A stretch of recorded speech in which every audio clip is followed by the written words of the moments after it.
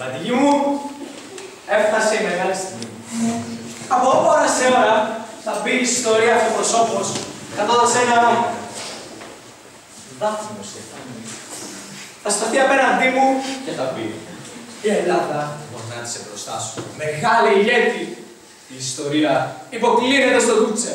Από εδώ και στο εξής θα ονομάζεσαι Μπενίτο Ωμέγας. Και αυτό είναι το φορές. Χαίρε Ντούτσε! Χαίρε Κέσσα! Η Ιταλία θα γίνει η μεγαλύτερη δύναμη του κόσμου. Και αυτό χάρη στο μεγαλοφιλές σχέδιό μου. Ποιος άλλος σκέφτηκε τη συμμαχία με τη Γερμανία? Κανείς! Μόνο εσύ Ντούτσε! Φέρτε με την υδρόγειο. Ποιος είπε ότι ο άξονας της γης κατευθύνεται από το βόρειο στο νότιο πόλο? Ποιος το λέει? Λάθος! Ο πραγματικός άξονας στηρίζεται στην Ιταλία και στη Γερμανία. Δεν ξέρω.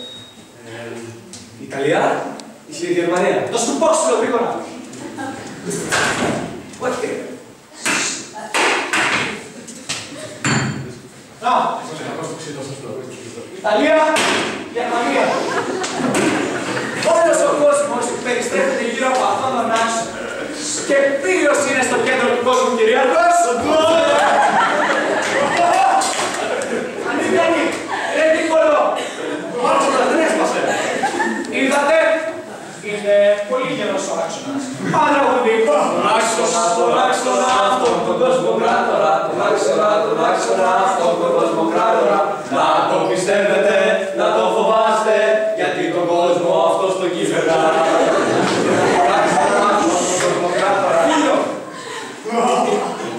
Πριν από λίγο καιρό, το ένα μέρος του άξονα, οι φίλοι μας οι Γερμανοί, έκαναν επιθέσεις στα άλλα κράτη. Τι έκανε ο Ατσίνας Μπενίτο? Τίποτε. Άφησε τους Γερμανούς να πολεμάνε και περίμενε. Αυτοί έμειναν τα κάστρα από τη φωτιά και εμείς περιμέναμε να φυγά στην Πολυθρόνα για να τα φάμε. Φέρτε κάστρα. Στην αρχή οι Γερμανοί κυρίευσαν την Πολωνία. Ωραία τα πολωνέζικα κάστρα. Ύστερα μπήκανε στις κάτω χώρες, στις πάνω χώρες και σε άλλες χώρες. Τι έκανε τότε ο Ντούτσε? Τίποτε. Μας είπε να χωθούμε πιο βαθιά στην Πολυθρόνα και να παραγγείλουμε δεύτερη μερίδα κάστανα. Δεύτερη μερίδα. Ούτε πρώτη δεν ήρθε. Πού τα καστανάκια? Ο Καστανάς!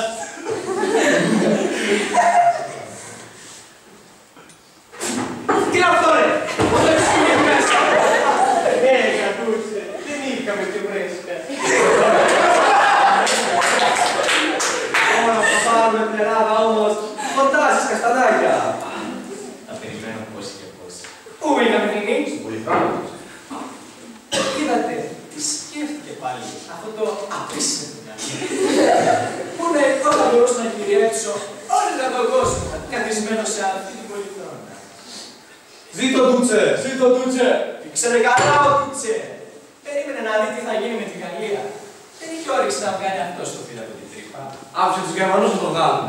Μέσα σε λίγο καιρό τους διέλυσαν τους κακόμενους τους Γάλλους. Σχεδόν όλη η Ευρώπη έπεσε στα χέρια του άξονα. Μαζεύτηκαν πολλά τα καστανάκια. Τότε ήρθε η ώρα στον πόλεμο οι άλλοι του άξονα. Εμείς! Αλλιώς, πάνε τα καστανάκια. Θα μας τα τρώγανε άλλοι.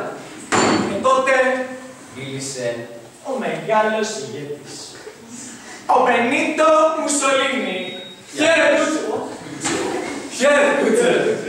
Και να τι είπε. Η κρισιμότερη ώρα του πολέμου έφτασε. Η ώρα της Ιταλίας. Εμπρός, επίθεση. Οι εχθροί μας θα λιώσουν κάτω από την Ιταλική μπότα. Η μπότα θα τους λιώσει, κανείς δεν θα λιώσει. Buonasera σε όλους. Buonasera, signore Ciano. Καλώς το καπρουδάκι μου. Ξεχάσαμε Ciano. Είναι του εβδομάδας που ταξιδεύεις. Αυτό είναι το καθήκον του Υπουργού Εξωτερικών. Να μεταφέρει τις επιθυμίες σου όντουσε σαν πέρα τον κόσμο. Αυτός είναι γαμπρός. Στην καρδιά μου τον λέει. Όταν ήρθα να μιλήσουμε για την Τρίκια, μου λέει Ντούτσε, εγώ δεν θέλω ούτε μια λιρέτα. Εκείνο το Υπουργιάκι των Εξωτερικών θέλω μόνο. Ω, η ανωτερότητα! Έτσι ήμουν πάντα, ολιγαρχής. Πολύ το εκτίμησα. Δεν θα την πλήρωνα ήλιο που τον έκανα γαμπρό, αλλά η Ιταλία. Πες μας τώρα, τι γίνεται με την Ελλάδα? Πόσες μέρες θα αντέξει? Θέλω να κανονίσω τις διακοπές μου. Τώρα Ντούτσε, έρχεται η ώρα μας. Τι θες να πεις έρχεται η ώρα μας? Να κατατροπώσουμε τον εχθρό. Α, είπα κι εγώ. Με τη Γερμανία τι γίνεται? Από εκεί έρχομαι. Ο Χίτλερ είναι πολύ θυμωμένος μαζί σου. Περκέ. Περκέ έκανες του στην Ελλάδα χωρίς να το πεις. Βρε αναήρευτε. Δεν το εξήγησες. Τι γαμπρώσεις εσύ? Του εξήγησα Ντούτσε. Θέλω να του πεις εσύ όμως. Ήο. Ντουο, θα σε περιμένει τηλεφώνα. Τηλεφώνα.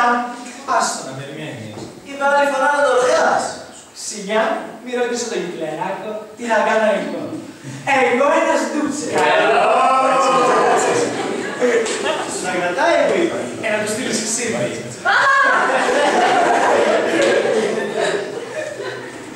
Είναι πολύ ξυνισμένος. Στείλου και ζάχαρη. Πρέπει να το χωνεύσει, λέει. Στείλου και χαμομήλι.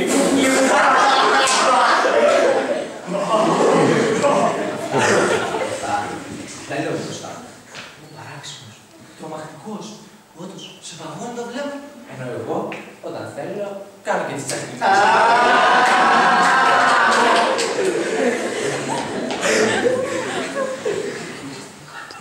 Λοιπόν, τι είναι, Τσάνο, πέρασε το σπίτι μου. Σύντουτσε. Είδες τη μάμα μου. Σύντουτσε, σε περιμένει. Ετοιμάζει μακαρονάδα. Με σάλτσα. Νο σάλτσα Ντούτσε. Είπε να κάνεις δίαιτα. Ω, μάμα. Το μακαρόνι δεν κατεβαίνει χωρίς σάλτσα. Πάμε τραγούδι. Το μακαρόνι θέλει σατσούλα που όβελει ώρα χαρά. Αλλά η μάμα δεν του τη φτάνει γιατί θα κάνει δίαιτα. Είναι πολύ σκληρή η μάμα. Ο μικρός Μπενίτο την έτρεμα. Θυμάμαι μια φορά. Μπενίτο, ποιος έφαγε το γλυκοκάστανο από το ντουλάπι? Λέγε! Ήο, μάμα.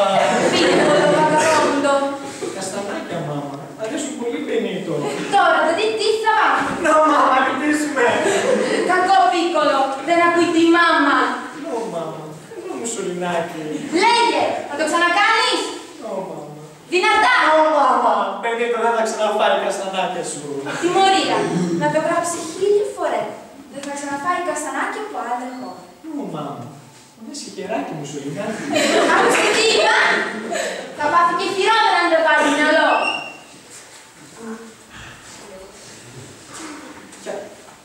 Μη στεναχωριέσαι, Ντούτσε. Κι αν τυλέχθηκες καστανάκια από το μάμα, τι έγινε? Με τη δύναμή σου θα αρπάξεις όλα τα καστανάκια. Είναι πολύ σκληρή, μάμα. Αυτό εγώ συνέχεια κάνω πολέμους. Έτσι για να μάθει. Χαίρετε και πολέμαρχε! Η πραγματικότητα όμως δεν είναι τόσο αστεία. Αυτός ο παλιάτσος μαζί με τον άλλο τον Χίτλερ έκαναν τον μεγαλύτερο πόλεμο στην ιστορία, τον Β' Παγκόσμιο Πόλεμο. Οι λαοί τους έκαναν το λάθος να τους πάρουν σοβαρά αντί να γελάσουν μαζί τους. Τους έκαναν από παλιάτσους ηγέτες και στα δύο ατάλλαντοι ήταν. Ένας κακός παλιάτσος δεν θα κάνει τον κόσμο να γελάσει. Ένας κακός ηγέτης όμως μπορεί να τον κάνει να κλάψει πολύ. Γι' αυτό πολίτες του κόσμου προσέξτε ποιους διαλέγετε οι ηγέτες. Η ιστορία μιλάει και διδάσκει. Χειροκρότημα, λαέ.